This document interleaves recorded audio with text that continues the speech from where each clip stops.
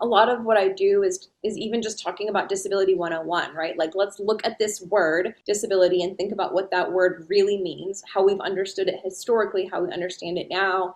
I think a lot of people come to a talk about disability thinking that the experience of disability is somehow like really exceptional and often tragic, kind of like a separate human experience, when disability is actually very common and often really ordinary. Disability is like just another dot on the spectrum of human expression and experience in the world. So I try to reframe how we think about and talk about disability, which means we also talk about ableism a lot. And so thinking about how we define ableism, what that looks like in the real world. I describe and define ableism as a story that we tell about the human body and mind that has really deep roots that we have kind of continued to hold up as objective truth. And they're actually not objective truth, right? They're storytelling, and those stories can change. Ableism is telling a story that always puts the disabled body and mind on the margins. 2023, human beings have a lot of really punishing myths about what it means to live in a human body. We've kind of created these systems that force us to sort of like push our bodies beyond their limits, right? Like, we're not allowed to age. We're doing everything we can possibly do to not enter into the very inevitable and ordinary process of aging. And we're always pushing ourselves to do more and do faster. And our bodies aren't allowed to have needs. And so